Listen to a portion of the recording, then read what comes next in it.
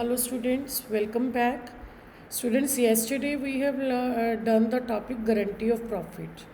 Guarantee of profits में आपने देखा कि अगर लॉसेस हो तो पार्टनर्स को कैसे डेफिशिएंसी बेयर करनी है, प्रॉफिट सफिशिएंट हो तो कैसे उस सम को सॉल्व करना है और प्रॉफिट्स इनसफिशिएंट हो तो कैसे पे करना है. So today I am going to start with again the same example that we have done yesterday. Yesterday आपको एक एग्जांपल मैंने डिस्कस की थी कि अगर 4 लाख टोटल उसको 2 लाख के प्रॉफिट्स देने हैं, 2 लाख प्रॉफिट्स में से उसको प्रॉफिट थे और उसको एक्चुअली कितने लॉसेज आ रहे हैं 2 लाख, तो टोटल कंपनसेशन कितना था 4 lakh. That example we have discussed yesterday, but same example can be done with alternative method also. Clear. So alternative method में आप इसको कैसे यूज़ कर सकते हो. अल्टरनेटिव मेथड के लिए बच्चे एक और एग्जांपल हम डिस्कस करेंगे, guarantee in case of loss. So जैसे आप देख सकते हैं ABC पार्टनर्स की कैपिटल दे रखी है, प्रॉफिट शेयरिंग रेशियो क्या है इक्वल, और C को मिनिमम गारंटी कितनी मिली है 1 लाख, लेकिन फर्म को लॉसेस हो रहे हैं. लॉसेस का केस है और हमने प्रॉफिट्स की गारंटी दी है कि C will be earning ₹1 lakh profits. तो अगर आप तब C को लॉसेस डिस्ट्रीब्यूट नहीं करना चाहते, जैसे हमने कल एग्जांपल में किया था, पहले पार्टनर्स को सबको डिवाइड किए लॉसेस, फिर गारंटी के लिए compensation the.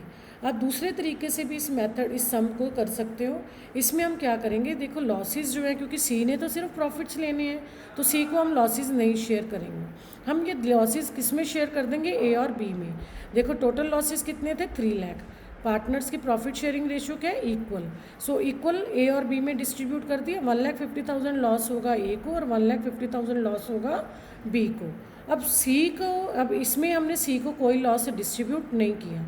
It is your choice, आप तीनों में भी डिवाइड कर सकते थे. अगर आप नहीं, वो पिछली स्टेटमेंट आपको पिछली तरीके से नहीं समझ आया तो आप ये मेथड भी फॉलो कर सकते हो. अब आप A और B में लॉसेस डिवाइड कर दो, क्योंकि C ने को तो हमने गारंटी प्रॉफिट की दी है, इसलिए हम इसको कुछ भी लॉसेस डिस्ट्रीब्यूट नहीं करेंगे. अब बात है कि जो उसको प्रॉफिट्स देने हैं वो कौन पे करेगा. अब 1 लाख की जो हमने उनको गारंटी दी है कि C को प्रॉफिट्स मिलेंगे, अब वो नेचुरली वो गारंटी कौन बियर करेगा, वो गारंटी हमारी बियर करेगा C को पे करने के लिए 1 लाख, वो हमारा कौन बियर करेगा, A और B. A और B किस रेशो में बियर करेंगे, 50,000 इक्वल का मतलब 50,000 कंपनसेट करेगा A, 50,000 will be compensated by A to C and 50,000 will be compensated by B to C. C को 1 लाख देंगे और 1 लाख कौन पे करेगा, इक्वल A और B.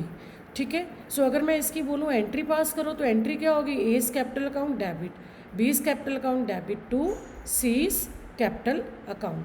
A कितने से डेबिट होगा 50,000, B कितने से डेबिट होगा 50,000, C को जितना देना है C कितने से क्रेडिट होगा 1 लाख से. Same way we can show their capital account also. Capital account में हमारे पास ABC की कैपिटल्स कितनी है 10 लाख, 8 लाख और 6 लाख. ठीक है. मैंने आगे भी कल वाले लेक्चर में भी बोला था कि हमेशा याद रखो, पार्टनर्स को अगर देना है तो क्रेडिट करो और पार्टनर से अगर लेना है तो डेबिट करो. सो मैंने किसको देना है 6 लाख, इसकी कैपिटल इन्वेस्टेड थी बिजनेस में, 1 लाख के इसको प्रॉफिट्स मिल गए. 1 लाख प्रॉफिट्स इक्वली कौन दे रहा है, A और B. A ने इसको कितना दे दिया 50,000, C ने कितना दी, B ने कितना दिया 50,000. तो 6 लाख मैंने बिजनेस में शुरू में इन्वेस्ट किया, 50,000 मुझे A से मिल गए, 50,000 मुझे B से, तो अल्टीमेटली मेरी क्लोजिंग कैपिटल कितनी होगी 7 लाख.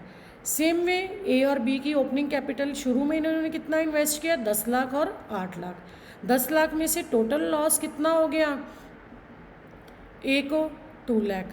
सो P&L एप्रोप्रिएशन के थ्रू हमने दोनों को लॉसेस डिवाइड करेंगे. A को लॉस हो गया 1,50,000 और B को भी कितना हो गया 1,50,000, और 1,50,000 तो इनको लॉस हो गया और 50,000 इन्होंने अपने अकाउंट में से किसको पे किए C को. तो टोटल इसके अकाउंट में कितना डेबिट हो गया 2 लाख. सो 10 लाख मैंने स्टार्टिंग में लगाया, 10 लाख में से 1,50,000 के मुझे लॉसेस हो गए, 50,000 मुझे C को कंपनसेशन देना पड़ा क्योंकि he was guaranteed minimum profits of 1 lakh. तो 10 लाख में से 2 लाख तो मुझे पे करना पड़ गया. ठीक है. लॉसेस में से अकाउंट डेबिट किया और मैंने C को दिया, तो मेरा क्लोजिंग बैलेंस बिजनेस में कितना बचा 8 लाख. सेम वे B ने शुरू में कितना लगाया 8 लाख. 8 लाख तो मेरा इन्वेस्टेड था, उसमें से 1,50,000 के मुझे बिजनेस में लॉसेस हो गए, ठीक है, लॉसेस होने से मेरी कैपिटल कम होगी और 50,000 मुझे सी को देना पड़ा ग्रांटेड प्रॉफिट का, तो टोटल मुझे कितना लॉस हो गया 2 लाख। तो 8 लाख में से 2 लाख तो मेरा कंपनसेशन 1,50,000 लॉसेस में चला गया, 50,000 मुझे कंपनसेशन देना पड़ा सी को, तो मेरा क्लोजिंग बैलेंस कितना बच गया 6 लाख। सो 8 लाख 6 लाख और 7 लाख क्लोजिंग कैपिटल आ जाएंगे, ये इनकी ओपनिंग बैलेंस थी।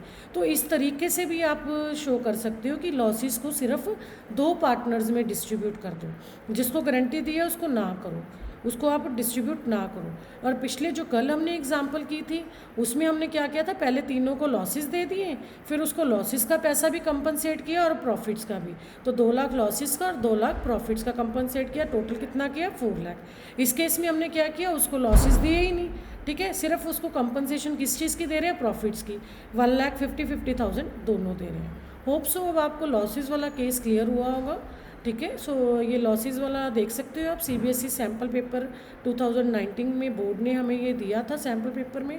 सो expected question in case of losses, how will compensation will be given by the partners.